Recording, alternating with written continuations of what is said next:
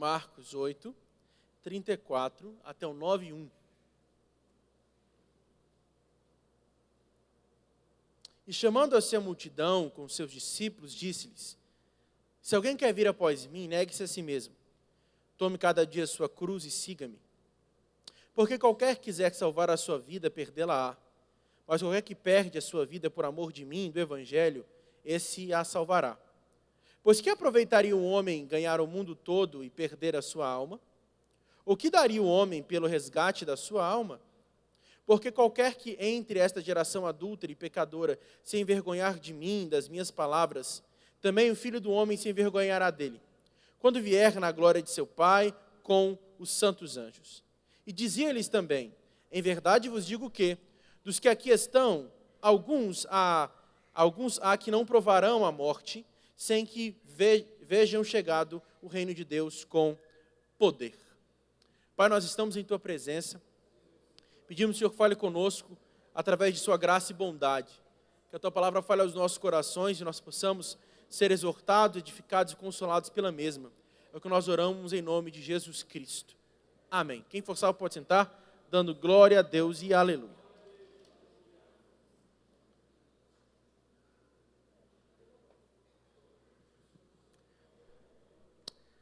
Discipulado é uma palavra homônima. Que é uma palavra homônima, uma palavra que tem mais de um sentido, ou um sentido distinto. Por exemplo, manga. Manga tanto pode ser a manga da blusa, como a manga fruta, né? É uma palavra homônima. E a palavra discipulado é uma palavra homônima. É tanto o ato de seguir a Cristo, tanto o ato de ajudar alguém a seguir a Cristo. Há possivelmente um dos livros mais importantes do último século, um livro escrito por um teólogo alemão, no período da Segunda Guerra Mundial. Ele era preso do exército de Hitler, chamado Dietrich Bonhoeffer. Ele escreve um livro chamado Discipulado. E esse livro fala sobre como nós devemos seguir a Jesus. Mas há também um outro livro, escrito por outro autor, muito importante, muito condecorado, chamado Mark Dever, que o nome do livro é Discipulado, e fala sobre o ato de nós ajudarmos outras pessoas a seguir a Jesus. Quando nós falamos em discipulado, nós falamos tanto o ato de ajudar outras pessoas, tanto no ato de eu mesmo seguir a Jesus. Quando eu me referir a discipulado, hoje, compreendam basicamente como o ato de você seguir a Jesus, e não de você ajudar outra pessoa a seguir a Jesus. Isso é importante para que não haja falha na nossa comunicação. Então, quando eu falar discipulado, especificamente hoje, eu estou me referindo totalmente ao ato de você seguir a Jesus e não você ajudar outra pessoa a seguir a Jesus. Não que o outro sentido seja errado, não é isso. Mas para a nossa comunicação, para entendermos melhor o contexto, é importante a gente estar com isso em mente. Paulo destaca uma questão de vida ou morte, melhor dizendo, Jesus destaca uma questão de vida ou morte aqui. Quando nós olhamos para a narrativa bíblica, nós vemos que só há duas opções. Ou você ganha a sua vida e perde a sua alma, ou você perde a sua vida e ganha a vida eterna. Então, só há duas possibilidades: ou a vida eterna, ou a perdição eterna. A essência da exortação de Jesus aqui é que os discípulos deveriam segui-lo, mas não somente os discípulos, mas era um convite que era estendido a todos quantos ali estavam. No versículo 34 diz que chamou a multidão. Jesus parou de falar com os discípulos sobre quem de fato ele o era. Agora ele está chamando a multidão para participar de fato do convite do seu reino. E perceba que quando nós olhamos o contexto do capítulo 8 como um todo, nós vemos que o problema do capítulo 8, eu digo problema, é o caso do capítulo 8, é a falta de compreensão correta sobre quem é Jesus. Os discípulos tinham uma compreensão equivocada sobre quem é Jesus lá no início do capítulo. Depois da confissão de Pedro, nós vemos que eles têm uma percepção correta, mas a multidão não foi atenta a isso. E agora Jesus chama a multidão para eles entenderem o custo do discipulado. Uma visão equivocada sobre Jesus leva a uma visão equivocada sobre seguir a Jesus. Seguir a Cristo, um ato de autonegação, até mesmo sofrimento e angústia, Só é possível no caminho de quem abraça o ato de seguir e ser discipulado pelo próprio Senhor. E ele diz, chamando-se a multidão, com os seus discípulos, disse-lhes: se alguém quer vir após mim, negue-se a si mesmo, tome a sua cruz e siga-me. O sentido aqui de ir após ele significa justamente o fato de você andar. Um mestre estava à frente e os discípulos iam atrás, como era o costume da época. O mestre ia à frente falando alguma verdade, algumas gotas de sabedoria, e os discípulos ficavam atrás ouvindo e colhendo essa gota de sabedoria. Então Jesus, no caso, ia à frente e os discípulos iam atrás. Mas aqui há também um sentido muito importante. E ele diz, se alguém, ele não determina o sujeito. Ele fala se alguém, pode ser alto, pode ser baixo, pode ser judeu, pode ser pagão, pode ser gentio, pode ser grego. Ele diz se alguém, porque o chamado a seguir a Jesus é um chamado abrangente. João 3,16 diz, porque Deus amou o mundo de tal maneira, que deu o seu Filho unigênito, para que todo aquele que nele crê, não pereça, mas tenha vida eterna. Qual o contexto do capítulo 3?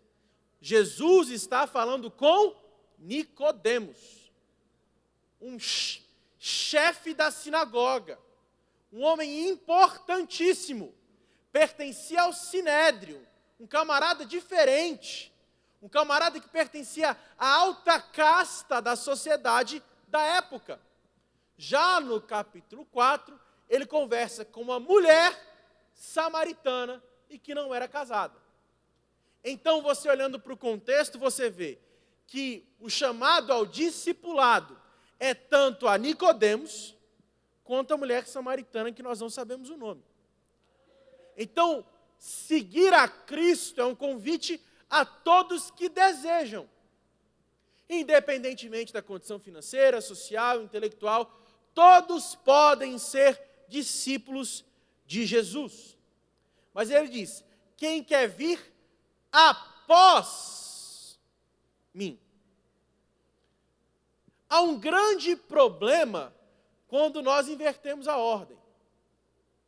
Quando nós vamos à frente e Jesus vem atrás. Nós precisamos seguir as suas pisadas, trilhar os seus caminhos. Nós não podemos ir à frente de Jesus, mas ele deve ir à nossa frente. E há uma aplicação espiritual para isso aqui. Quando nós olhamos para a narrativa bíblica, principalmente veterotestamentária, nós vemos que Moisés falou o seguinte: Senhor, se tu não fores comigo, não me faça sair daqui. Há um grande problema quando a gente vai à frente de Jesus. Colocamos os carros na frente dos bois. Quando nós fazemos, do nosso jeito, da nossa forma. E este é um grande problema. Porque, infelizmente, há muitas pessoas que acham-se donas da igreja, achando que Jesus tem que seguir aquilo que ela bem entende. Não! Jesus vai à frente e nós vamos seguindo os seus passos. Por isso eu salientei aquela questão do levantar durante a oferta. Aí está um exemplo claro de alguém que foi à frente de Jesus. Inventou coisa que não era para inventar. Criou doutrina que não era para criar. Foi à frente, Jesus veio atrás. Ele falava e Jesus confirmava. Não! Nós ouvimos Jesus falar e confirmamos as palavras de Jesus. Jesus precisa ir à frente. Nós não. Nós não. Mas então, o que marca o verdadeiro discipulado? Primeiro, aquele que quer vir após mim, Jesus indo à frente, convidando a todos que poderiam e gostariam de segui-lo a seguir, negue-se a si mesmo. Devemos negar o nosso eu não regenerado, o nosso homem adâmico. Devemos negar não apenas uma questão ascética de coisas materiais ou coisas terrenas. Antes, devemos rejeitar a supremacia do eu, recusar a nossa própria vontade antes de fazer qualquer coisa que seja contrária àquilo que Deus estabelece. Devemos renunciar à nossa autoconfiança, renunciar à nossa pseudo-percepção de que nós somos autossuficientes, afastando, de certo modo, uma perspectiva de que eu sou o centro da minha espiritualidade. Nós devemos olhar para Jesus e segui-lo e negar assim o nosso eu. 2 Coríntios capítulo 10, versículo 5, por favor. 2 Coríntios 10, 5. Destruindo os argumentos e toda altivez que se levanta contra o conhecimento de Deus, levando cativo todo o entendimento à obediência de Cristo. Devemos rejeitar esta supremacia do eu. A supremacia da minha vontade, do meu jeito, da minha agenda, do meu tempo, da minha hora, da forma que eu muito bem entendo. Filipenses capítulo 3, versículos 7 ao 11.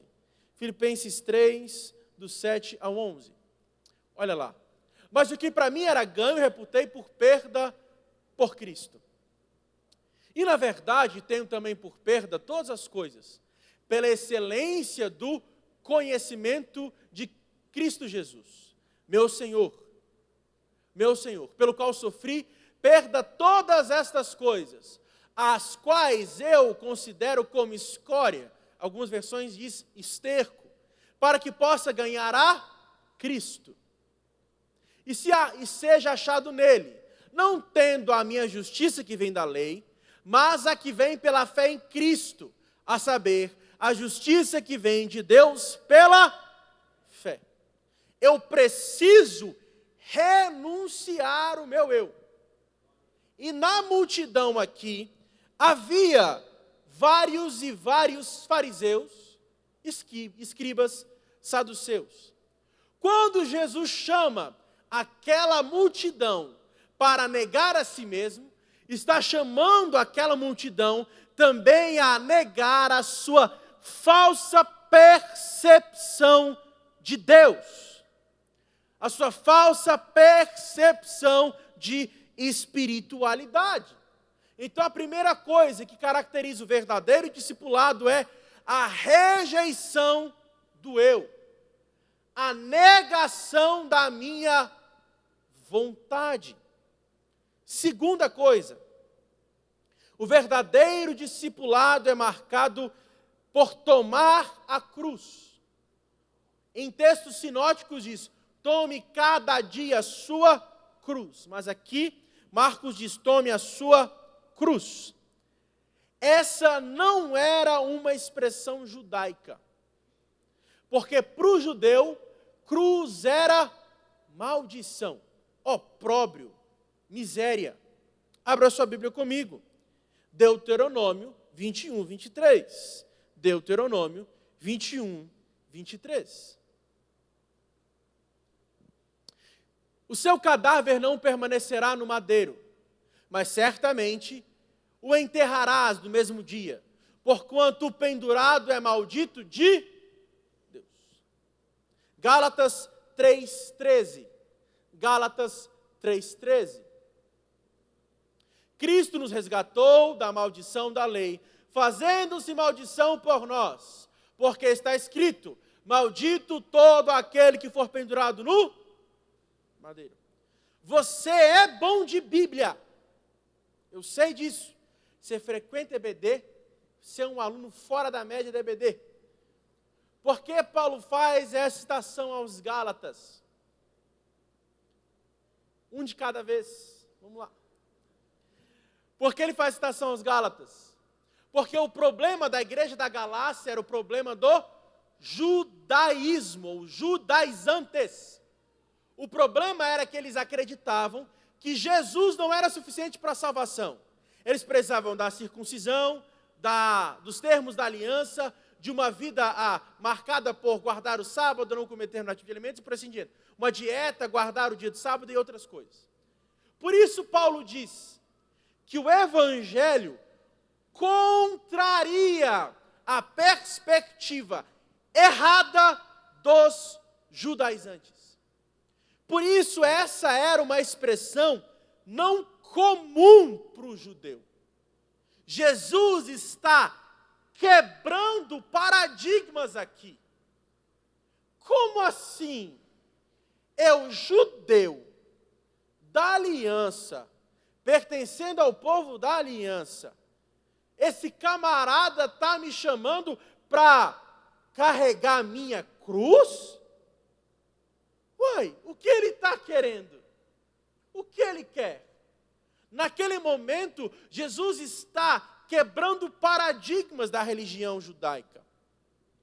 Mas o convite é muito mais profundo, porque não é meramente uma metáfora, mas significa imitar a Jesus, unir-se a Jesus no caminho da cruz, assumir o compromisso e, se necessário for, morrer pela causa do Evangelho. A imitação de Cristo é real, preponderante e fundamental para um discipulado correto. Nós precisamos carregar a cruz, imitando o exemplo de sacrifício do Senhor. Provavelmente, o povo ficou escandalizado, mas a partir daqui, a partir do capítulo 9, até o final de Marcos, há uma nova percepção. A partir de agora, Jesus começa a falar sobre escatologia. Jesus começa a falar sobre o fim dos tempos. A partir de agora, começa a falar sobre um reino que está sendo claramente impetrado. A partir de agora, uma nova percepção de vida nele. Por isso o povo não entendia muito bem, mas aplicando isso para nós. Como eu posso imitar a Cristo? Conhecendo o Cristo que está descrito na Bíblia Sagrada. Eu não posso imitar a Cristo se eu não conheço o Cristo da Bíblia. Não dá para imitar a Jesus e eu não ler a Bíblia. Sabe por quê? Porque a Bíblia me mostra como Ele é. Não somente isso. Não dá para eu imitar a Cristo sem a ação do Espírito Santo. Porque é o Espírito Santo que me torna mais parecido com Jesus. Então, para imitar a Jesus, nós precisamos das disciplinas espirituais. Da oração, da leitura bíblica, do tempo de devocional, do tempo buscando Deus através de jejuns, consagrações, meditação e por assim diante. Porque somente me relacionando com Ele, eu consigo imitá-lo de fato. A imagem subjacente aqui é de um condenado que está carregando sobre os seus ombros uma cruz, um pedaço de madeira horizontal e vertical. No entanto, essa condenação da cruz era adstrita a dois pequenos grupos dentre os romanos. Primeiro grupo, ladrões. Segundo grupo, aqueles que provocavam rebelião. E aquela pessoa que carregava a cruz, ou num momento de sofrimento, ele estava demonstrando a supremacia de Roma sobre aquele indivíduo que estava sendo condenado. Só que a percepção do Evangelho é outra. Não é que Roma obrigou os discípulos a carregar a cruz. Não. Os discípulos voluntária e decisivamente assumiram o risco de morrerem pela causa do Evangelho. Não é que Roma iria obrigá-los. Havia prazer no martírio. O discípulo voluntário e decisivamente aceitava a dor e a vergonha porque ele queria parecer-se com Jesus. A cruz, um símbolo de repugnância, um instrumento de crueldade, dor e desumanização e até vergonha, simbolizada para os romanos como maldição, como opróbrio. Para os que pertencem ao reino de Deus, era motivo de exultação. Era motivo de glorificação a Deus. Porque importa que na vida do reino nós adentremos aos portões celestiais, apesar do sofrimento.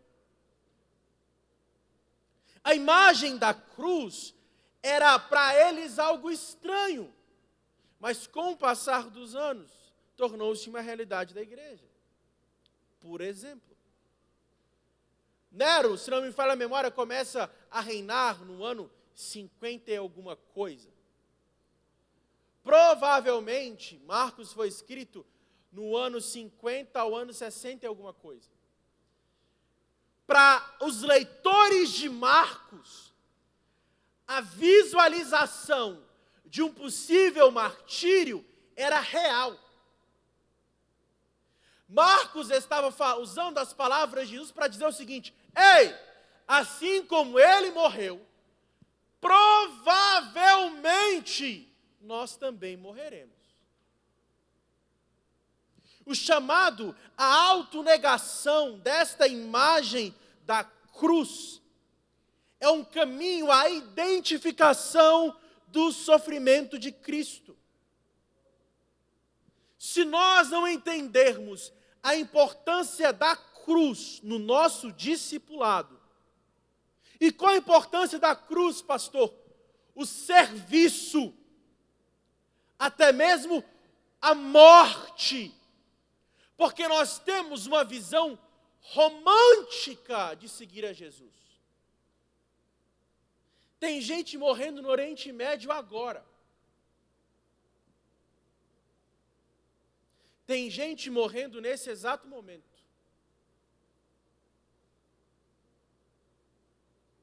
Nós, latino-americanos, temos uma visão romântica, agradável do discipulado. Mas há pessoas que estão morrendo nesse exato momento por pregarem a Jesus. Atos diz que nós somos testemunhas. A palavra testemunha é martiria. Vocês são chamados a serem mártires em Jerusalém, Judeia, Samaria e até os confins da terra.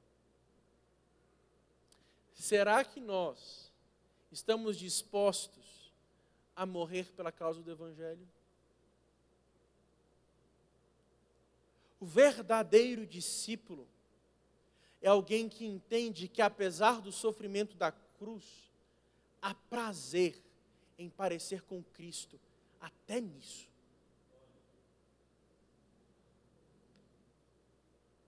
Nós muitas vezes romantizamos a fé. Mas há pequenas escolhas no nosso dia a dia que deflagram o verdadeiro discipulado ou o falso discipulado. Às vezes, nós nos omitimos no nosso ambiente de trabalho. Às vezes, nós nos omitimos nas redes sociais.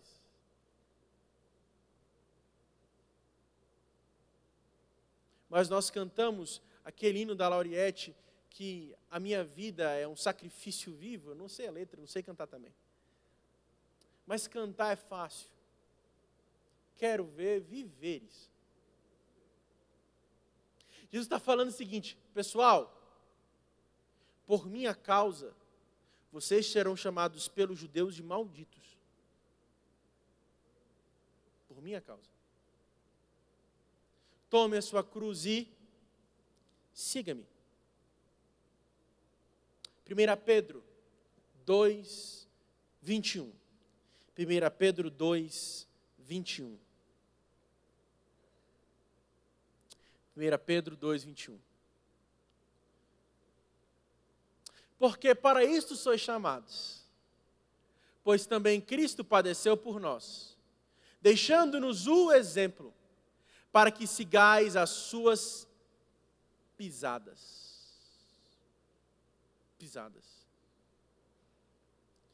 Jesus está usando a figura do discipulado para falar que aquele que o segue deve segui-lo em integralidade. Precisamos abandonar uma percepção e uma adoração do eu. Porque toda idolatria é pecado. E nós muitas vezes nos idolatramos. Requeremos o controle absoluto sobre as nossas vidas. Cristo não deve ter o primeiro lugar somente. Ele deve ter o único lugar da nossa vida. Isso é muito estranho de se falar numa sociedade secular como a nossa. Porque nós somos marcados por um egocentrismo abissal, absurdo, galopante. Nós planejamos nossa vida de acordo com os nossos termos. Aí chega o Evangelho e diz: se você quer me seguir, negue-se a si mesmo, tome a sua cruz e me siga. Será que nós, de fato, compreendemos que mais importante do que os meus projetos, os meus sonhos, os meus planos, há um Cristo que está sentado sobre todas as coisas e governa sobre todas as esferas, inclusive sobre a minha vida?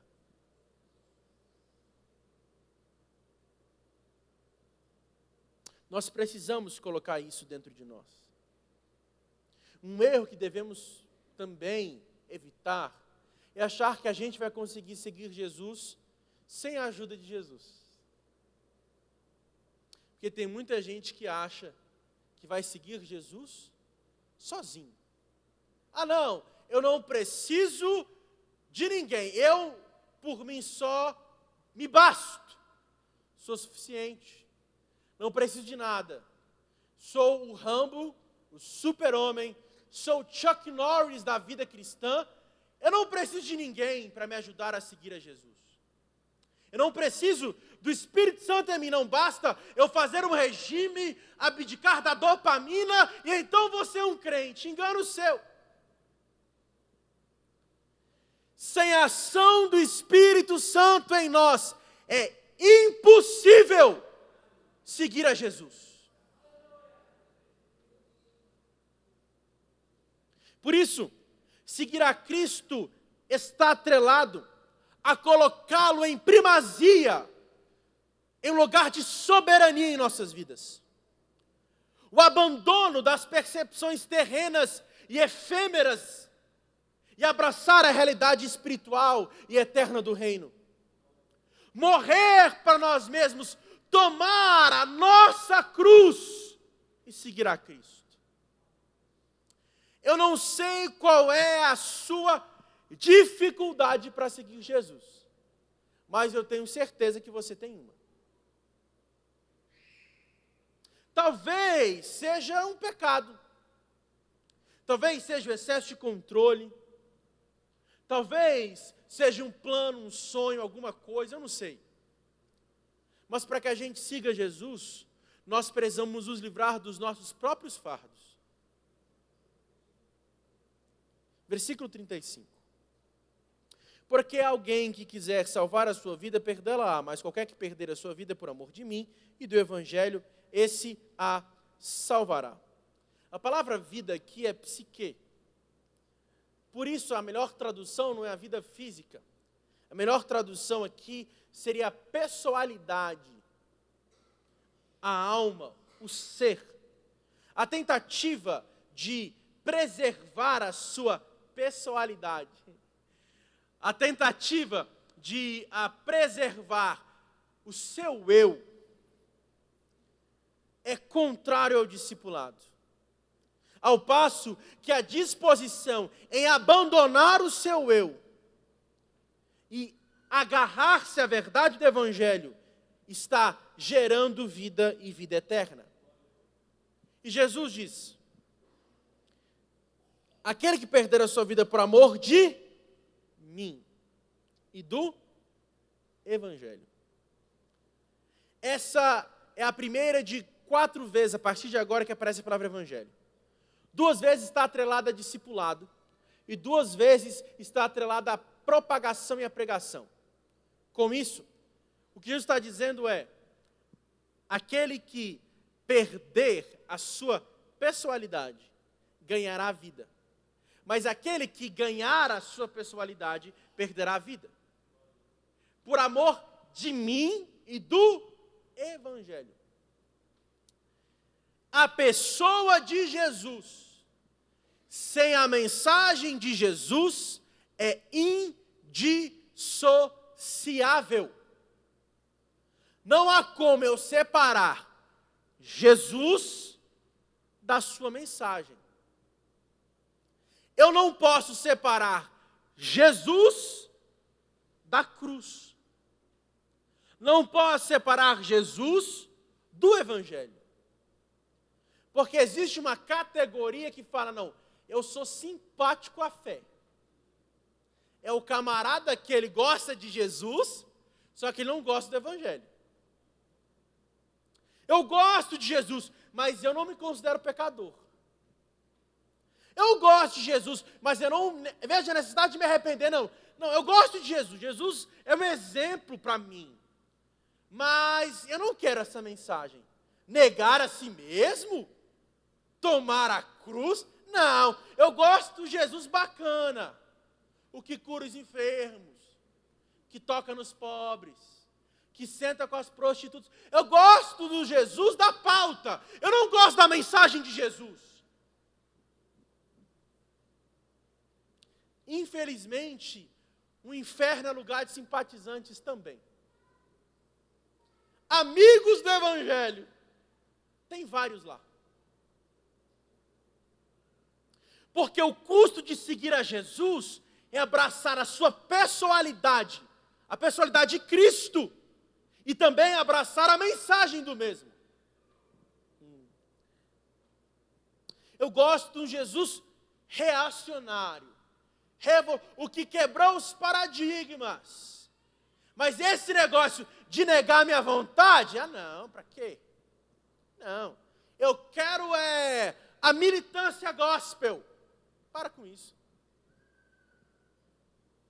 Jesus está indissociável à sua mensagem. Lucas, capítulo de número 12, versículo 16 ao versículo 21, expressam exatamente essa figura. E propôs uma parábola dizendo: a herdade de um homem rico tinha produzido com abundância. Ele arrazoava consigo mesmo, dizendo: que farei? Não tenho onde recolher os meus frutos. E disse: farei isto: derrubarei os meus celeiros, edificarei outros maiores, e ele recolherei todas as minhas novidades e os meus bens. E direi à minha alma: alma, tu tens depósito, muitos bens para muitos anos, descansa, come e bebe e folga. Mas Deus lhe disse: louco, esta noite pedirão a tua alma. E o que tens preparado? E para quem será? E assim aquele que para si ajunta tesouros e não é rico para com Deus. Essa é a exata imagem do camarada que não negou a si mesmo. Ele está preocupado com a sua pessoalidade, com o seu eu. Jesus está desafiando aquela multidão a abraçar uma nova realidade. Uma realidade eterna. Uma realidade que aplica para todas as esferas. Porque nós temos uma falsa percepção, e é um termo que eu gosto de usar, mas faz tempo que eu não uso aqui na igreja. A tal da cosmovisão. Nós temos uma visão falsificada. Porque, infelizmente, algumas igrejas que entregam óculos para as pessoas, óculos falsificados. Sabe aquele óculos que, em vez de corrigir a sua visão, ele estraga a sua visão? Há muitas igrejas que assim o fazem. Mas a cosmovisão cristã nos dá uma percepção correta sobre todas as esferas. Todas as esferas. Deus tem uma forma correta de você se relacionar com o próximo. Deus tem uma forma correta do seu relacionamento conjugal. E até sexual. Deus tem uma forma correta de trabalhar com a economia. Deus tem uma forma correta de trabalhar com a comunicação. Todas as esferas pertencem a Jesus. Há um grande problema, e eu preciso destacar isso aqui. Fazendo uma pergunta mais simples. Quem ama a sua família? Você ama a sua família? Amém? Você ama a sua família? Amém? Criou-se uma cultura, por causa de um erro do passado, onde hipervalorizávamos a igreja, deixávamos a família, e agora nós hipervalorizamos a família e deixamos a vida com Deus. Que é um grande problema, do mesmo jeito. Corrigimos um defeito, gerando outro defeito. Ah não, eu não vou hoje para a igreja, porque a introdução alimentar da minha bisavó, de 88 anos, eu não posso ir para a igreja.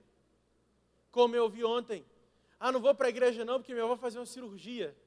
De quê? Uma cesárea. Quantos anos ela tem? 88 anos. Obviamente é uma brincadeira para parte de pessoas que inventam desculpas para não fazer aquilo que tem que fazer. Geram situações. Como eu ouvi. Não vou para a igreja. Não aconteceu aqui. Aconteceu em outra igreja e me contaram a história. Mas eu conheço a pessoa. Eu não vou para a igreja hoje. Não vou. Porque hoje é a introdução alimentar do meu sobrinho. Eu não vou cumprir a escala. É a introdução alimentar do meu sobrinho. Isso é sério. Não vou para a igreja hoje porque é aniversário da minha tartaruga. E por assim diante. Eu não vou hoje não, porque minha tartaruga está fazendo 97 anos. Eu não posso ir para a igreja. E separamos nossa vida em dois âmbitos. Isso aqui é de Deus, mas isso aqui não. Isso aqui não. Minha família é minha família. Deus é Deus. Meu dinheiro é meu. Deus é Deus. Meus planos profissionais são meus. Deus é Deus. Não há 1 milímetro quadrado em todo o universo que não pertença a Jesus Cristo. E Ele revogue para si dizendo, é meu. Sua família, seu dinheiro, sua profissão, sua casa, seus filhos, seu marido, sua esposa, tudo é de Jesus. E eu não quero criar terror aqui. Mas tome muito cuidado com os empecilhos que você coloca para seguir a Jesus. Porque às vezes Ele vai precisar tirar um empecilho. Tome muito cuidado. Observe que Jesus exige devoção completa. Jesus nos quer integralmente. Somente por meio da perda de si mesmo é que nós encontramos vida. Jesus quer controle sobre as nossas emoções, sobre o nosso temperamento, sobre a nossa vida, sobre tudo que há em nós. Jesus, Ele faz uma obra por completo. Tudo seu tem que ser mudado. Tudo seu tem que ser alterado, transformado. Mas aqueles que desesperadamente buscam a preservação da sua vida, olha o que Ele diz. Pois que proveito teria um homem ganhar todo o mundo e perder a sua alma? Ou que daria o homem pelo resgate da sua alma? Jesus está colocando em contraposição aqui a questão da vida eterna e a questão da vida terrena. Salmo 49, versos 6 ao 9. Salmo 49. Salmo 49. Aqueles que confiam na sua fazenda e se gloriam na multidão das suas riquezas, nenhum deles de modo algum pode remir o seu irmão ou dar a Deus o resgate dele. Pois a redenção da sua alma é caríssima e cessará para sempre. Para que viva para sempre e não veja a corrupção. Eclesiastes 1:3. Que proveito tem um homem de todo o trabalho que faz debaixo do sol? Tudo é vaidade. A morte é um equilibrador da balança. Porque não adianta ter muito dinheiro nessa vida. Quando morre, vai feder igual todo mundo. Não tem perfume francês que acabe com o fedor de um defunto. E a morte serve como um equilibrador. Jesus está dizendo o seguinte: não adianta você buscar somente aquilo que vale nessa vida. Você precisa buscar algo maior. 1 Timóteo, capítulo 6, versículo 16 a 19. Eu estava lendo este texto essa semana, porque eu vou preparar um sermão para o domingo, adiantando o tema do sermão de domingo, o homem que o diabo usa. Tem um homem que Deus usa e tem um homem que o diabo usa. Eu vou pregar nessa passagem, especificamente. Aquele que tem só, 1 Timóteo, capítulo 6, versículos 17 ao 19. 17 ao 19. Manda os ricos deste mundo que não sejam altivos, nem põe esperança na incerteza das riquezas. Olha o que diz. Na incerteza das... Só vou te citar um nome. Michael Schumacher. De que adiantou todo o dinheiro na conta, não reverteu o seu quadro. Mas no Deus vivo, que abundantemente nos dá todas as coisas para dela gozarmos. Que façam bem, enriqueçam-se em boas obras, repartam de boa mente e sejam comunicáveis. Que entesourem para si mesmos um bom fundamento para o futuro, para que possam se apoderar da vida eterna.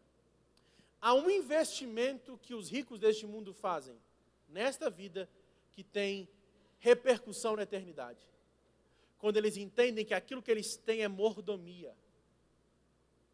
Ele é um mordomo, um administrador. Não estou falando aqui que você não tem que estudar, você se esforçar e ter dinheiro. Não estou falando isso. Estou falando que o problema é quando você deposita a sua segurança na sua conta bancária. Quando você deposita a sua segurança no seu pós-doutorado. Porque isso não adianta nada, porque o valor da sua alma é caríssimo. Optar pelas coisas temporárias significa experimentar a incerteza e ansiedade constantes, pois o mundo jamais irá nos satisfazer. Mais fundamental ainda, é escolher as coisas terrenas em lugar das celestiais. Isso resultará numa perda maior, a perda eterna. A alma é uma criação permanente e jamais deixará de existir, mas somente a eternidade revelará aonde estava o nosso coração. Não podemos fazer como Jacó, melhor dizendo, como Esaú. Não podemos, como Esaú, trocarmos a nossa primogenitura por um prato de lentilhas. Não podemos trocar o eterno pelo efêmero, a eternidade pelo que é passageiro. 38. E quanto qualquer que entre esta geração adúltera e pecadora se envergonhar de mim, das minhas palavras, também o Filho do Homem se envergonhará dele, quando vier a glória de seu Pai com os santos anjos. A pergunta é simples. Aonde há idolatria nessa frase de Jesus? A idolatria que há é a idolatria do eu. Negue-se a si mesmo. Por que eu fiz essa pergunta? Jesus está usando uma fraseologia do Antigo Testamento. Geração má e adúltera, perversa. Jeremias 3:8. Jeremias 3:8, por favor. Jeremias 3:8. E vi que a causa de tudo isto, por ter cometido adultério rebelde Israel, despedi e lhe dei a sua causa de divórcio, que a leivosa Judá, sua irmã, não temeu, mas foi e também ela mesma se prostituiu. A prostituição está clara aqui em Jeremias 3:8. Eles estavam servindo a outros deuses. Estavam ou não estavam? A outros deuses, outras divindades. Jeremias 31:32. Jeremias 31:32. Não conforme a aliança que fiz com seus pais no dia que tomei pela mão e os tirei do Egito, para que eles invalidarem a aliança, apesar de os haver desposado, diz o Senhor. Jeremias 13:27. Jeremias 13:27. Já vi as tuas abominações, e os teus adultérios, e os teus rinchos, e a enormidade da tua prostituição sobre os outeiros no campo, e ai de ti, Jerusalém, até quando ainda não te purificarás? Jeremias está falando da idolatria que nós estamos acostumados a ver. Servir outros deuses, imagens de esculturas e por assim diante. Aonde está a idolatria nas palavras de Jesus? Eles não estavam servindo a deuses construídos por mãos humanas. Aquele povo estava servindo a si mesmo. A idolatria dos ouvintes de Jesus não eram com deuses falsos aí afora, feitos de barro, que tem olhos, mas não veem, ouvidos, mas não ouvem, boca, mas não falam, tem pés, mas não andam, mão, mas não toca. Não. A idolatria é de pessoas que têm olhos e veem, ouvidos e ouvem, bocas e falam, mãos que pegam e pés que andam, mas servem a si mesmos.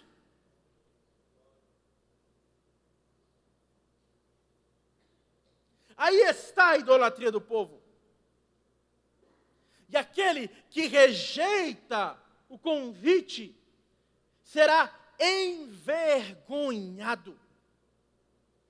Essa é uma expressão que é usada nos testamentos, de modo geral, tanto Antigo quanto Novo, para falar sobre um julgamento que há de vir. Envergonhar é muito mais do que um acanhamento em testemunhar, ou ser conhecido como cristão, discípulo de Jesus. O discipulado implica em reconhecer que Jesus detém soberania sobre toda a minha vida. Jesus será o juiz que julgará esta geração, descrita aqui como adúltera e pecadora. Eles cometiam adultério não com deuses feitos por mãos humanas. Eles cometiam adultério por deuses criados até pelo próprio Senhor, porque Ele é o Criador. Mas eles tornaram-se o pior inimigo deles próprios. Mateus 25, 31 ao 32. E quando o Filho do Homem vier da sua glória, todos os santos anjos com ele, então sentará no trono da sua glória. E todas as nações serão reunidas diante dele, e apartarão uns e outros como o pastor aparta os bodes e as ovelhas. Ele virá julgar. Mateus 25, 31 deixou claro que os anjos participarão do julgamento. Mas essa também é uma imagem que está lá em Jó capítulo 2, versículo 1. Os anjos participando de uma espécie de conglomerado angelical. Os evangelhos deixam claro que os anjos serão agentes de uma parousia, agentes da nova manifestação do reino, da segunda vinda de Cristo. Capítulo 9, versículo 1. E dizia-lhes também: em verdade vos digo que, dos que aqui estão, há alguns que não provarão a morte, sem que venha chegado o reino de Deus com poder. No Antigo Testamento, os profetas usavam a expressão assim diz o Senhor. Jesus não. Ele fala em verdade eu. Ele não precisa falar assim diz o Senhor porque ele mesmo é assim. Então fala, assim eu digo para vocês. E ele diz, alguns que aqui estão não provarão a morte, sem que veja chegado o reino de Deus com poder. A referência aqui do reino de Deus com poder é o que irá se inaugurar com a ressurreição, a ascensão, pregação do evangelho em Jerusalém, Judéia, Samaria e os confins da terra, formação da igreja. O reino de Deus manifesto com poder é a vinda do Espírito sobre a igreja. E Jesus diz, vocês irão ver a vinda do reino com poder. Atos 17, 6. Atos 17, 6. Atos 17, 6, por favor. E os achando trouxeram Jason e alguns irmãos e presos magistrados da cidade, clamando, estes homens têm alvoroçado o mundo. Estes homens que têm alvoroçado o mundo chegaram também aqui. Os discípulos viram o mundo de cabeça para baixo. Eles presenciaram o reino vindo com poder. Atos 2. Atos 2. Atos 2, por favor. Atos dos Apóstolos, capítulo 2. E cumprindo-se o dia de Pentecostes. Estavam todos concordantemente no mesmo lugar. Pode seguir. E de repente veio do céu um som como de vento veemente e impetuoso e encheu toda a casa e todos que estavam assentados. E foram vistas por eles línguas repartidas como que de fogo, as quais pousaram sobre cada um deles. E todos foram cheios do Espírito Santo e começaram a falar em outras línguas, conforme o Espírito Santo lhes concedia que falasse. E em Jerusalém estavam habitando judeus, homens religiosos e todas as nações que estão debaixo do céu. E quando aquele som ocorreu, ajuntou-se a multidão que estava confusa porque cada um ouvia falar na sua própria língua. E todos pasmavam-se e maravilhavam, dizendo uns aos outros, pois que não são os galileus todos os homens que estão falando? Como, pois, os ouvimos, cada um na sua própria língua em que somos nascidos? Partos e medos, elamitas, e os que habitam na Mesopotâmia, Judéia, Capadócia, Ponto e Ásia, Frígia e Panfilha, Egito e as partes da Líbia, junto a Cirene, os forasteiros romanos, tantos judeus como prosélitos, cretenses e árabes, todos nós que temos ouvido em nossas próprias línguas falar das grandezas de Deus. Os discípulos presenciaram a vinda do reino com poder. O que eu acho gracioso no Evangelho é que este mesmo Senhor, Jesus Cristo, convida aqueles homens a participarem do seu reino com poder. E este mesmo Jesus convida-nos hoje para servi-lo em completa devoção, a fim de que nós também possamos participar do reino dele com poder. E sabe qual é o poder do reino? O poder do reino é a propagação do Evangelho. Nós somos chamados ao discipulado, para que a gente depois forme discípulos de acordo com Cristo Jesus. Qual o custo do discipulado, meu irmão? Tudo.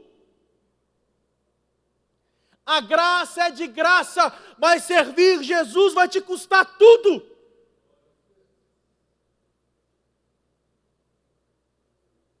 Portanto, o mesmo Jesus diz, faça bem um cálculo.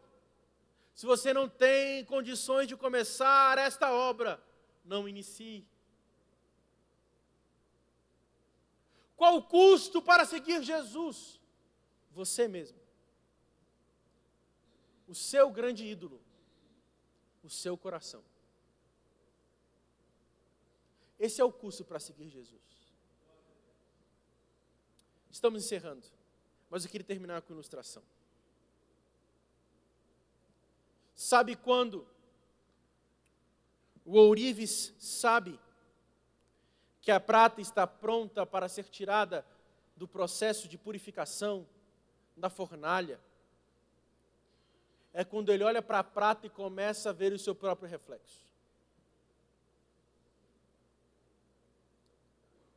Muitos de nós passaremos pela fornalha até que Jesus seja visto em nós, pelo próprio Jesus.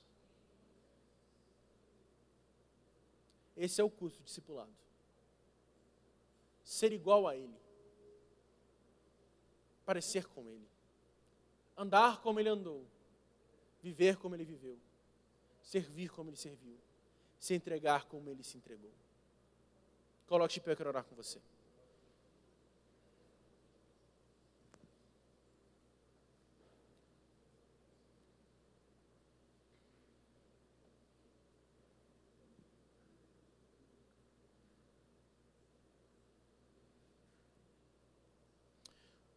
Os ídolos do passado estavam nos montes, nos altares, nos lugares altos.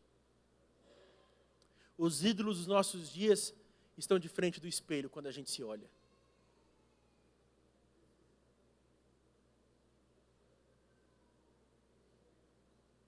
Esse é o verdadeiro ídolo, nós mesmos. Jesus faz o convite a nós hoje. Aquele que quer vir após mim, negue-se a si mesmo. Tome cada dia a sua cruz e siga-me. Senhor,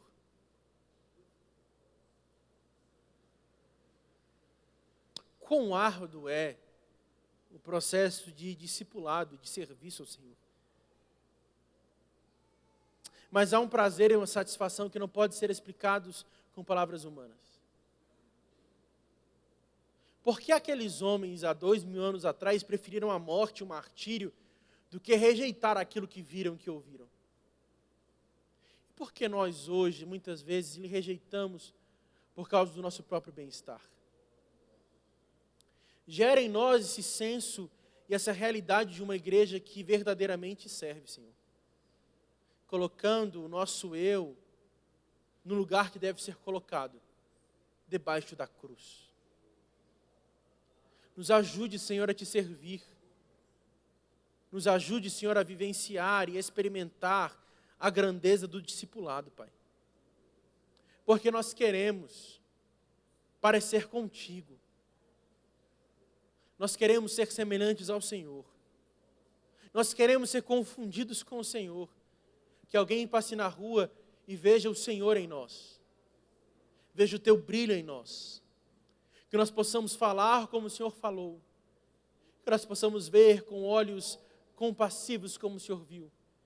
Que nós possamos ouvir o clamor do pobre como o Senhor ouviu. Que nós possamos tocar nos enfermos como o Senhor tocou. Que nós possamos pisar em locais onde muitos não querem pisar. Que nós possamos assentar na mesa de pessoas que muitas vezes são rejeitadas pela sociedade, mas são valiosas no seu reino. Pai, eu quero te pedir, gere em nós um senso de discipulado real, rejeitando o nosso eu, rejeitando a nossa vontade, abraçando uma vida cruciforme e a partir disso, seguindo o Senhor por toda a nossa vida. É o que nós oramos, é o que nós pedimos, em nome de Jesus. Em nome de Jesus. Que Deus nos abençoe para a glória do Senhor.